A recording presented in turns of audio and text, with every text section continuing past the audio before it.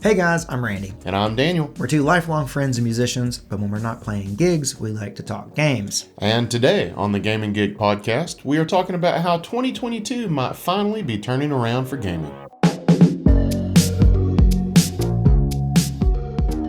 So I've noticed that there is a sentiment about this year, and that it is that the gaming hasn't been that great this year. We've maybe had one or two, big releases that people have been excited about. But overall, I think people's thoughts on gaming in 2022 so far is that it's kind of been a down year. I would agree with that. I mean, we've had a number of, maybe you could say some disappointments and maybe not quite as many success stories. So, hopefully we can break down some of that today and maybe inspire some hope. Yeah. Now, I feel like a lot of years, it's really hard to tell how the year was for gaming until the year's over. And obviously the year is not over yet.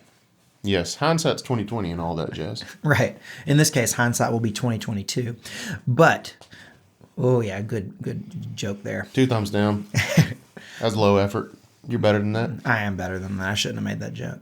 But, we've had some big releases so far. We've had Elden Ring, which I think, for a lot of people, all they need was Elden Ring. They don't really need another huge game this year because they got Elden Ring. And they're probably still playing it. They're probably in their 400th hour.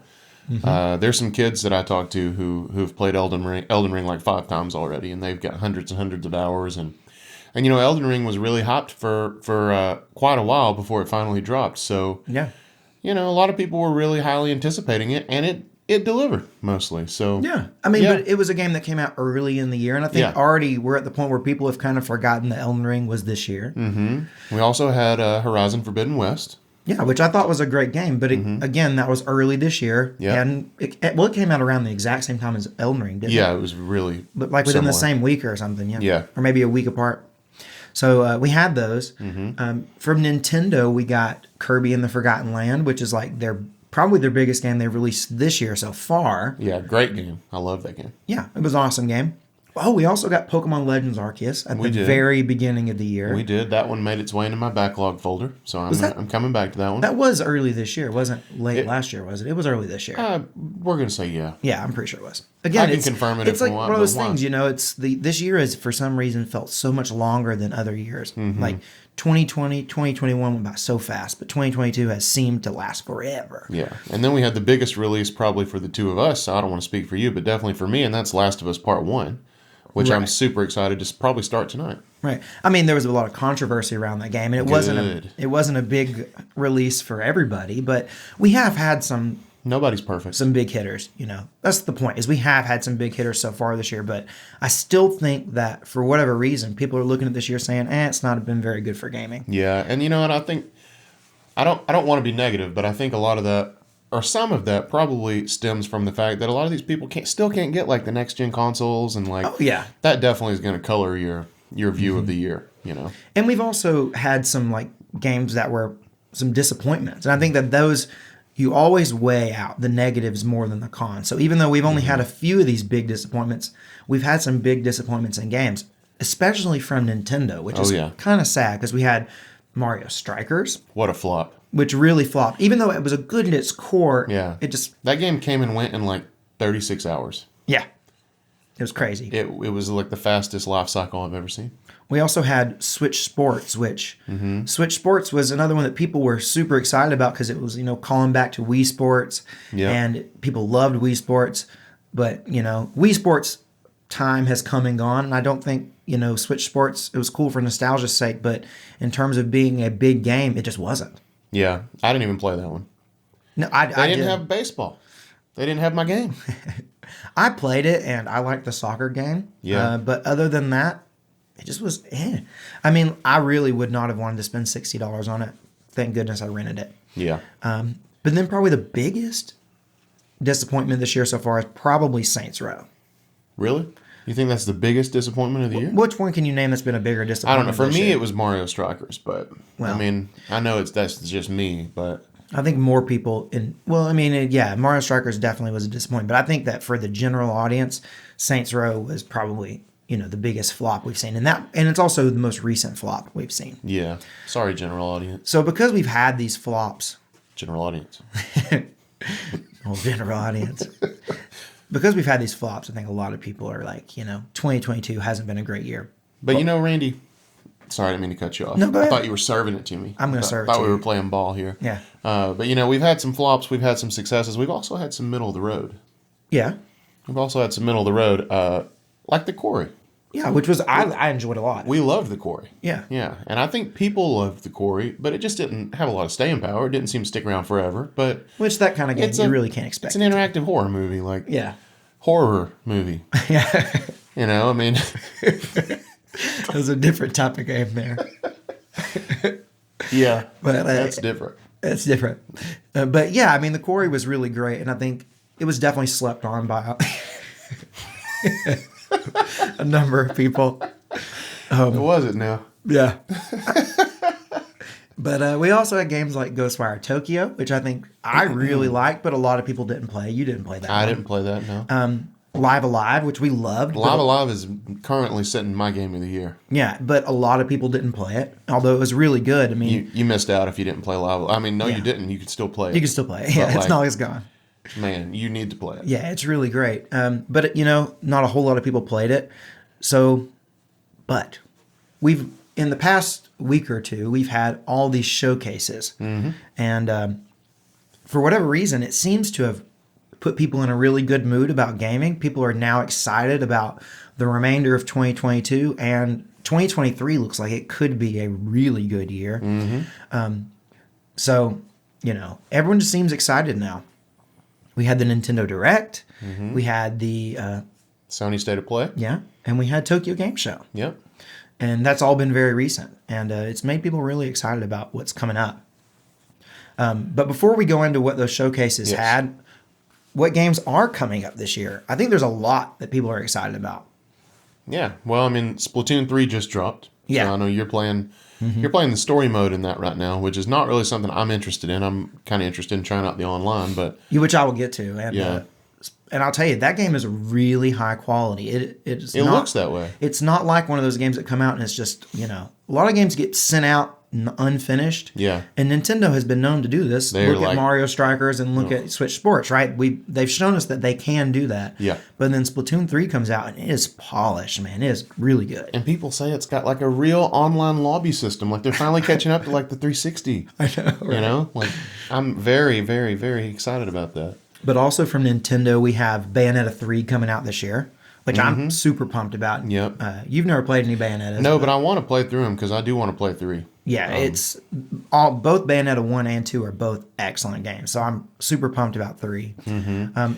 Yeah. We've got Sonic Frontiers coming out, which people seem to have kind of flip-flopped on. Like people seemed kind of low on it, and now people seem kind of high on it. Yeah. So, well, they've done a really weird thing with Sonic Frontiers in that every time we see it, it looks better. But why didn't they just show us the best stuff to begin with? Usually it's the other way around. They show you like some crazy expectations and then gradually temper your expectations as you get closer to release. yeah. But in this case, it's like everything they showed just looks better and better. I think this might be a better way to do it, though.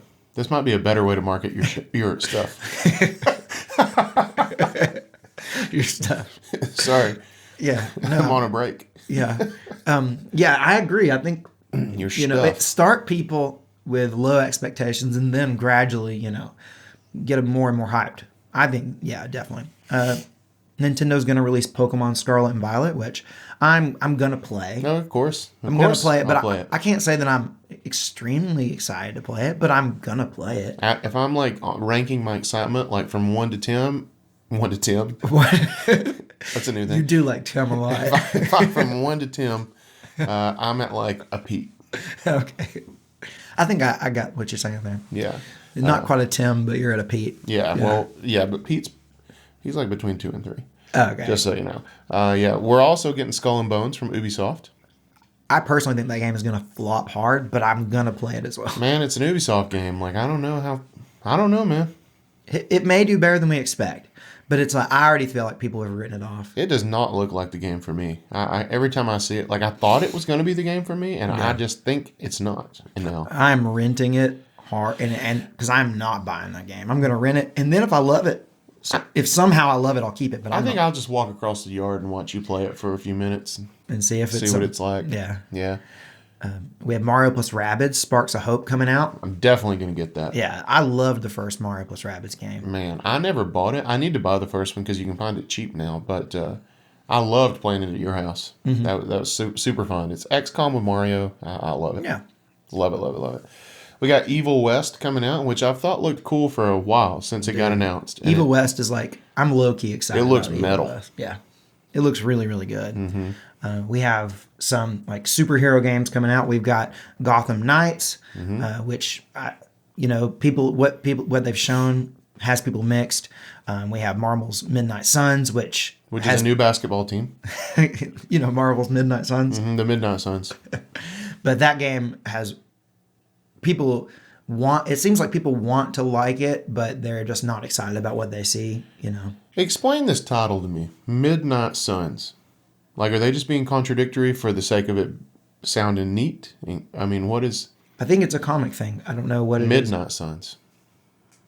That's correct, right? It is Midnight Suns, right? Yeah, I think so. I mean, I'm sure it is a comic thing. It just doesn't... If you really break it down, it doesn't make a lot of sense. Yeah, I don't know. I don't... It's like calling it the Noon Moons. I'm not really into the Marvel stuff, so I don't know what it's a reference to. Yeah. Well... But I might try the game, but I don't know. Have you seen any of this gameplay for it? No, I haven't. Yeah. But the big one. The big one. The big one. Mac Daddy. I mean... The god of all upcoming games. Is God of War Ragnarok. And... Praise be. See, the thing is, this could be the game that turned... Like, if we have Elden Ring, is the success it is, it's super successful. If Ragnarok repeats what God of War 2018 did, then we're going to have it's going to be a huge year. Man, I'm so hyped for that. Dude, that's going to be so good. It looks so good. Gosh. Dude, did you see with Thor? Oh my God. I saw it. When they throw the hammer and the axe and then they both call them back at the same time, I yelped. I yelped. That's the way to do a trailer right there. I mean, yeah. So I went, whoo! We really do. We just listed out, like 10 games that are going to be potentially some big games that are coming out at the end of this year. So, like, it's going to be packed. It is. These last few months of the year. I mean, it is going to be packed. I don't know that all these upcoming games are created equal. No, I think that we could have some flops in there. I think that both Gotham Knights and Midnight Suns, I think those could flop. Skull and Bones. I think Skull and Bones is probably going to flop. Evil West is kind of unproven. It looks awesome. Right. Evil West is going to... It may end up being mid-tier, or it may end up being awesome, or it may end up flopping. We just don't know. We don't know. But Scarlet and Violet's going to be successful, even if it's good, even if it's bad. I mean, it's going to sell a million. It's going to sell a billion, bajillion. Frontiers copies. We're unsure about. Bayonetta 3 probably is going to be okay because it's got such a a following. I think it's going to be good. And we know Splatoon 3 just came out and it's great. So I hope Mario plus Rabbids is good and sells good, so they make more of those games because I just loved the gameplay in the first one. Well, you want to go through some of these showcases? Like what stood out to you out of like the Nintendo Direct we had last week? What was the thing that stood out to you? Well, the first thing that stood out to me was the first thing because I'm a huge Fire Emblem fan. Yeah. And I was so happy to see Fire Emblem Engage get announced and it not have Warriors in the title. That made me really happy. Yeah. I don't really like the title. That being said, it kind of sounds like a mobile game. Yeah. But it's not. No. So whatever. It looked really good to me, and it looked, I don't know, like I liked Three Houses a lot. I thought Three Houses was really good. I didn't think, like at my core, I didn't like it as much as the older Fire Emblem games, like the ones I grew up with on the GBA. Did you play GameCube? No, actually, I never played. I never had like Path of Radiance. That's the ones people love, right? Yeah, and I need to play it. I have the ROM. You were a handheld Fire Emblem. I was a handheld Fire Emblem guy. I played the 3DS ones and I played the GBA ones. But this one looked like it might be kind of getting back to that instead of being all like Three Houses was it tried to do a little more, and I didn't love all the added stuff. But the gameplay was great. So I'm just hoping for some really good like return to form Fire Emblem gameplay, and I'll be over the moon. Yeah. I'm probably gonna skip out on the Fire Emblem game, but I just haven't played any of them. But I'll live through you. I'll enjoy the experience through you. Now, one of the things that I got most excited about from the Nintendo Direct was the Kirby's Return to Dreamland remake. I guess Yeah. they're calling it like Deluxe or something. They're calling it Deluxe. Yeah. And this is a Wii game that I haven't played, but in Mm-hmm. the past year, I've really come around to really liking Kirby games a lot. Me too. And I'm excited to play this, especially since they've added this co-op mode, and that means that I can enjoy the game with my wife, who also really likes Kirby games. So I'm excited about that one. Yeah, me too. I mean, that announcement kind of caught me off guard, but I was excited about it. They love Kirby, man. They will. You can rely on Nintendo putting out Kirby games because Kirby, they just love that character. Yeah. So we also got a little more of a look at Bayonetta 3. Right. Which every time I looks see great. it looks great. I mean, there's not much to say about it besides I'm excited to play it. It's going to be a good game, I think. Now I want to flop the order of these next two. Okay, yeah, So I just want to mention that we also got about, I don't know, between like 10 and 12,000 farming RPGs. So if you're like a Harvest Moon guy, or if you really like Stardew Valley, but you don't want it to be quite as good or in depth as Stardew Valley, Nintendo has something for you coming up. You know? Really, I think it was like Square putting all this stuff on Yes. on the Switch. Oh my gosh, so many. I think that the real count is legitimately 7 games that were like. I thought it was 6. Maybe it is 7. I think one of them was like. I think it was 6 really like clear ones, and then one of them was a little in disguise, but it also has some farming sim elements in it. Shout out to Donkey. If you want to go watch a hilarious video about the Nintendo Direct, go watch Donkey talk about all these farming sims. It was so funny. Yeah. But I mean, if you want to play a fishing minigame, I bet you've got 7 versions coming up. But the big one, you know, the probably the other biggest thing that we're going to talk about today was we got a freaking title reveal for the next big Legend of Zelda game, the sequel to Breath of the Wild, and they're calling it Tears of the Kingdom. Tears of the Kingdom. I'm assuming it's not Tears. No, they did clarify clarify Yeah, that? they Okay. clarified. I It's thought Tears. it was Tears all the It's time. Tears, so. yeah. Tears makes way more sense than Tears. Tears of the Kingdom. Yeah, Tears of the Kingdom. I mean, I was super excited to have not only a title reveal, but also A release what we're date. going to hope is a firm release date. It's coming in May. I don't know why, but I was thinking like maybe it would come in March, kind of mirror the original Breath of the Wild release. Nope, it's going to be May.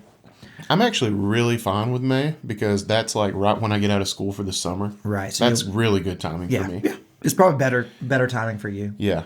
And you can experience it right when it comes out. Yeah, I'm super excited. My only thing that I got to do is now, before May, I got to go back and replay Breath of the Wild and get myself in the mood. Or like, not get myself in the mood because I'm in the mood. But to set myself up. You know, go back and just Are we re-experience. back to talking about the quarry here? Yeah, no, I'm in the mood too. Yeah. I actually don't have Breath of the Wild anymore. Oh, that's right. You I lent it to somebody. lent it to somebody and now it's forever gone. Yeah. You need to reacquire Breath of the Wild. I know. So if anybody wants to give me Breath of the Wild, reach out. What about the Sony State of Play? What stood out to you there? What was your favorite thing there? Well, besides God of War. God of War, yeah. Yeah, I besides mean, that God was of the War. way it ended, and it was amazing. That was Yeah. such a good trailer. If you haven't seen it, go watch it. Yeah, besides God of War, I talked to you about this yesterday. Tekken 8's trailer got me so hot. And you don't even like fighting I don't games. like fighting games. I know I wouldn't like it. Like, I know that if I had this game, I would play it, and I would probably think it was really cool at first, and then I would just eventually hit, like, my skill ceiling, and I would be like, I don't want to push through this. This is too complicated. I don't want to play all these... I don't want to do all the combinations and combos, like...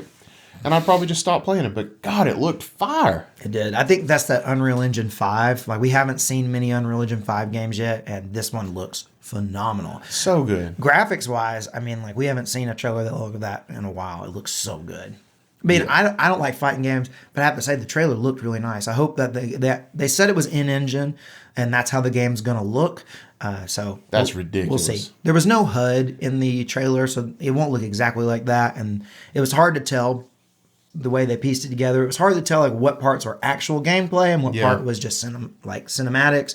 It's hard to tell, but they say it's going to look like that. It looked awesome. Yeah. So if you're a Tekken fan, I'd say this is a time to be happy. We also had Rise of the Ronin, which I know on a phone call we had earlier, you were telling me that you were excited about that one too. Yeah, it looks cool. It looks like, I mean, I just love Ghost of Tsushima, and that's exactly what it reminded me of. It looked like Ghost of Tsushima, but you can shoot guns. Can't ask for much more than I that. can't ask for anything more. I mean, anything else would be greedy. Yeah.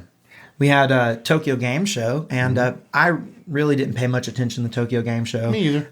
I never do. Nope. It's one of those events that I don't speak Japanese. it's one of those events that sometimes they have some cool stuff, but I always just kind of wait for recaps and see if there's anything cool that came up. Yeah. There wasn't a whole lot. We have Deathloop coming to Game Pass, which is That's cool, big news. but that leaked out early. Yeah. It leaked out early that Deathloop was coming to Game Pass, so that really wasn't an exciting thing. Mm-hmm. If you're a manga / anime fan and you're into One Piece Odyssey's coming out. I've kind of started to dip my toe into One Piece. Yeah. I'm certainly a manga and anime fan, but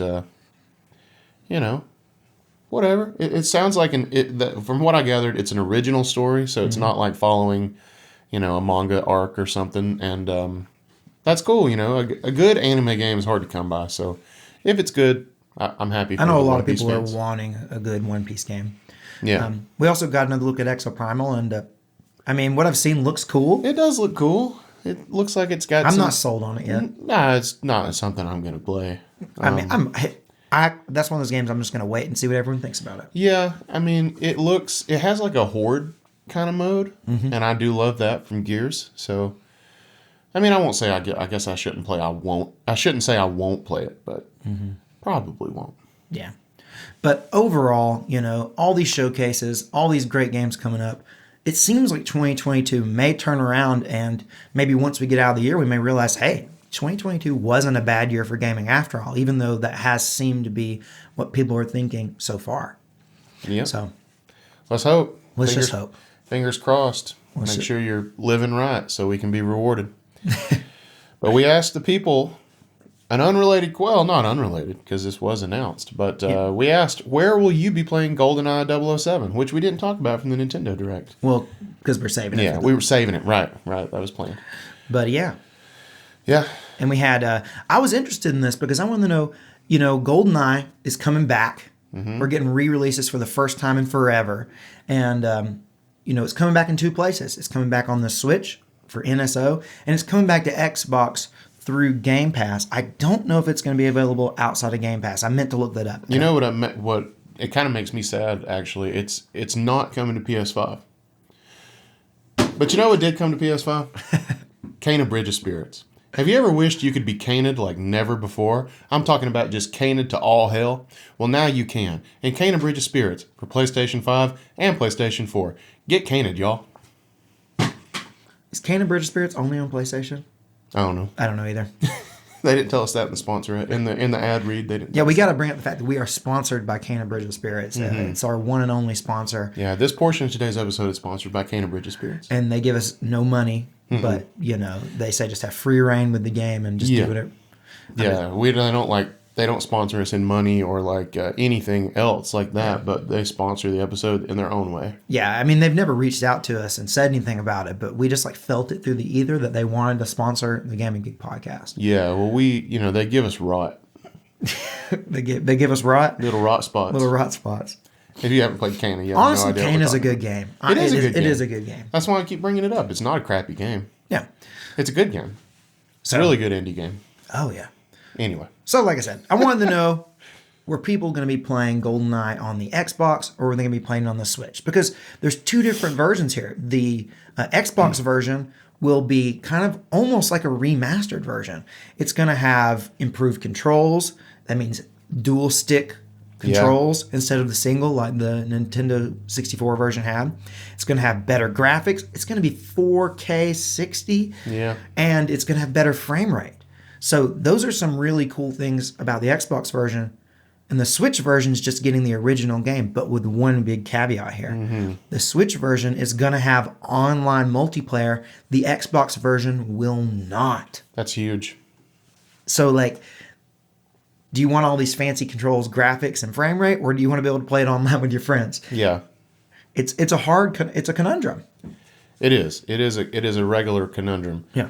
And 20% said they were going to play it on the Xbox with no online, but all the fancy bells and whistles. 19% said they were going to play it on the Switch with the online, but no fancy bells and whistles. And 61% said they don't give a crap. I'm really surprised that 61% of people said they weren't interested in GoldenEye. Me too. I was pretty surprised by that as well. That wasn't a game that I was into when I was a kid. I just never had it. It's just a game I didn't ever get. I love that game. Yeah. I mean, the thing is, it's like, it was one of the first multiplayer shooters that you could have 4 people playing 4-person split screen. And it was just one of the first ones. And it also happened to be, it had a good campaign mode as well. But I think I probably split my time between the multiplayer and the campaign. I did them both a lot. Loved the game. Well, I've never played it a whole lot. I mean, I played some multiplayer. That's about it back in the day. And so I'd like to play it this time around. Yeah, it's and gonna be. I tried to go get one of those. Because you still can't really find the N64 controller, right? The one Nintendo Switch for Online. NSO. Yeah. So and the game and the Pro controller just works so poorly for I can just foresee that it's not going to work well for GoldenEye. Like C buttons and all that. Like it's difficult, right? It's very difficult. So I tried to go buy one of those third party like N64 style controllers that are like a little more updated, and I've got one of those. I can't find them. They're not in stock anywhere right now. I've got the. Did you get the Retro Fighters or whatever it's called? The Retro Brawler. Retro Brawler. I don't remember if I have that one or if I have the one that's called like the. It's one of the ones that's like the more well known ones. I've got it, and what's cool about it is you can plug it. The one I have, you can plug into an N64 and use it that way, or you can just Bluetooth it to your Switch and use it. That's awesome. So you can use it in both scenarios. So it's pretty cool. You should send me the one you have. Yeah, I'll send you the one. I got it off eBay or something, but it was. I'm sure I could find it on It's one of the eBay. like 2 well-known ones. Yeah. I didn't get it off Amazon though. I did get it off eBay. But anyways, first world problems. so we had some comments about this GoldenEye thing where people are going to play it. We had, I don't know how to pronounce this. Is this Fang Min? Sorry, Fang Min? I don't know. We're from the country. Yeah, we're from the sticks. But they said, even though I grew up playing it on N64, I'll be playing it on Xbox, just like I did with Banjo-Kazooie and Rare Replay. I really enjoyed the quality of life changes a lot, and Rare games got in Rare Replay, such as better controls, graphics, frame rate, and even something like making notes permanently collected in the XBLA, is that the, I don't know, version of... XBLA version of Banjo-Kazooie, I don't know. But I'm also not planning on buying. Okay. I guess...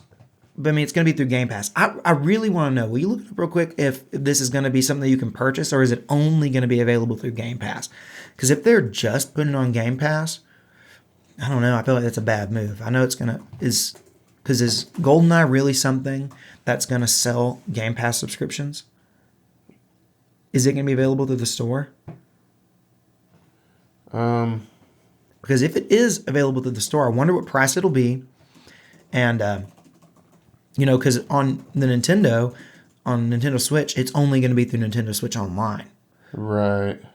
And Nintendo Switch Online is much cheaper. Even with the expansion pack, it is much cheaper than Game Pass is. So I just don't know if this is going to be something that... I hope it's available through the store, because I don't want to subscribe to Game Pass just to play this. The only thing I'm seeing is Game Pass. Well, if it's just coming to Game Pass, I don't know. I think that's a kind of a bad move, but we'll see. Maybe it'll encourage people to, just play it through Game Pass. If it's only come through Game Pass, I'm not going to try it on Xbox. I'm just going to play it on Switch, which I want to play it online with friends anyway. Okay, so... What have you learned? Additionally, players who own a digital copy of Rare Replay, the 30-game compilation of classics from the award-winning studio behind GoldenEye 007's original release, will be able to download and enjoy the game free of charge. Well, I've got Rare Replay, so I think I do. I don't. I'm pretty sure I do. I don't know if I'm confused now because I don't know. I have to look. And it says specifically a digital copy of Rare Replay. Well, maybe that was only digital. I don't know. I don't know if Rare Replay I don't know anything about it, honestly. Yeah, I don't know. I know the version that I had or have was digital, but I'm confused now if I actually owned it or if I was just thinking I had it through Game Pass, because it was definitely on Game Pass. I don't know. But certainly it's something through Game Pass. Yeah. Daniel, hit us with Heather Cook's comment here. Heather Cook, longtime commenter of the channel, said, I'm not subscribing to NSO till online has all the basic features and works well. So Xbox. Even if that wasn't the case, I've always had a problem with the way GoldenEye controls, even with 2 controllers. And online multiplayer isn't going to change that. Yeah. Valid points? Definitely valid points. Yeah. So I think that, honestly do think that the better experience is going to be through Xbox. Oh, for sure. You just can't play it online with your buddies. Yeah. And that's got to be some weird deal that they worked out. Yeah. That's pretty crazy. But I really do think that, I mean, if I was going back, I played GoldenEye so many times that I really am not that interested in going back and like playing it again. I just did that a couple of years ago on N64. So, but I do want to play online with friends. I think that would be fun. Yeah, that'd be fun. So that's all I'm really interested in. We could even stream it. We could stream online GoldenEye. Dude, I know. We're going to. That sounds fun. Don't worry, guys. Check us out on Twitch. Gaming Gig. I need to get one of them controllers. I know. I really want one too. So Night Owl Games said, I've been thinking about buying an N64 just for that game. You have one. Night Owl Games. I know. I said I really want to get one of those controllers, and you said I know I do too. Oh no, I was talking about I want the official Nintendo N64 controller. Oh, I do too. Yeah. That's what I was. Sorry, I was just thinking in my head because that's what I want. Yeah, I've got one of the other ones already. Yeah. I just want something. I'm not trying to get in Night Owl's way here, but I just want something that will comfortably play in 64. I don't care at this point which one it is. I really want the official one because I love the N64 controller. It's very nostalgic for us, which is why we like it, because there really aren't very no, many I'm sure they're qualities. not. I know it's not a good controller. I know objectively it's bad, but in terms of Night Owl, about buying an N64 just for this game, I would say that you're probably going to have a better experience playing it on NSO or Game Pass. Probably. Than you would buying an N64 for it. If you have a controller to play it with comfortably. Because although I love GoldenEye, it has not aged well. I went back and played the entire game through on the hardest difficulty a couple years ago, and I loved it. But it's like a nostalgia bomb for me. I don't think that if you haven't played it, I don't know. I don't think it aged that well. I really don't. I think maybe the multiplayer will have aged well, but the campaign, I don't know. Yeah, that's probably true. Because you got to think about it, this is like one of the very first 3D first-person shooters. Yeah, those games don't always age well for me. They had not worked out the kinks yet. They just hadn't. So. Well, NMH said, I'm buying both. Well, yeah. Good for you. Playing it on both places. Play it on Xbox, play it on Switch. Enjoy it both ways. I mean, play it on Xbox anytime you're doing anything but online multiplayer. Right. We have Lorks8999 says, I have an N64 in the original game, so there's no need. Well, I get that too. I mean, like the original's the original. Yeah, I mean, it's got a certain charm, Yeah. If you don't care about any of the new updates or, the online or if you're on Xbox, the fancy bells and whistles, then sure, no need. Yeah, if you got a way to play it and you like playing it that way, there you go. And then we got Forchybug? Maybe. Or P. Horchybug. Forchybug. Anyway, they say too expensive. I'm a little confused at what they mean by too expensive, because are you saying the NSO is too expensive? That Game Pass is too expensive? Clearly one of the two. Or both. I mean, I think the NSO, I think it's getting better and better. I don't think it's that. I know at first there was a lot of controversy about it being the price it was, but I don't think it's that much. I mean, as far as like having access to the old retro games, that's really great, and I don't think that's necessarily too expensive, because it's not that expensive really. No. Especially if you do the family plan like we did and split it with a bunch of people. Yeah, well. And that may be why we're like, it's not that expensive, because we split it like 7 ways. Yeah. And so, of course it wasn't expensive. I mean, if you're looking at it from like a online multiplayer perspective of just like what features does it have, how well does it work, then yeah, it's too expensive because it's not worth any money. Yeah, it was okay when it was free, right? Yeah. Back when the Switch first released. Nintendo's online sucks so freaking bad, and everybody knows it and everybody says it, and it's just. But Splatoon, maybe we're moving in the right direction. Yeah, I'm going to have to give it a go on Splatoon 3, because I hear they've really changed it around. Yep. But Me too. if you didn't comment on this poll initially, let us know in a comment where you plan to play GoldenEye 007. Are you going to play it on Switch? Are you going to play it online? Or are you just interested in re-experiencing the game in maybe the best way it's ever been presented, which is kind of like this remastered thing that they're doing on Xbox? So let us know. Yeah, which brings us to our final segment of today's podcast before we have to go put the gig back in gaming gig, Randy, and that is the games of the week. I'll start out. Yeah. I haven't been playing a whole lot of games this week because I've been so freaking busy, but I did start Link's Awakening for Switch, and I've played a little of that, and probably tonight I will finally get to start Last of Us Part 1. So I'm so excited about that. You're going to love it. I know. You're gonna love it. Now, I know I'm going to love it. Listeners of the podcast who remember you last week saying that you were trying to decide between Link's Awakening and Earthbound will know that last week you said, I'm probably going to go with Earthbound. Yeah. But here we have this big bombshell that you chose to go with Link's Awakening instead. You heard it here. We're dropping bombshells. The reason I did that is because Earthbound is a lot longer and a lot meatier and probably a lot harder. And I'm trying to make progress through that backlog folder because I want to earn my Steam Deck. Yeah. And Earthbound is not in my backlog. It's just part of NSO and I want to play it. Right. Link's Awakening is a game that I bought and I haven't played it. It's in my backlog. It has to go.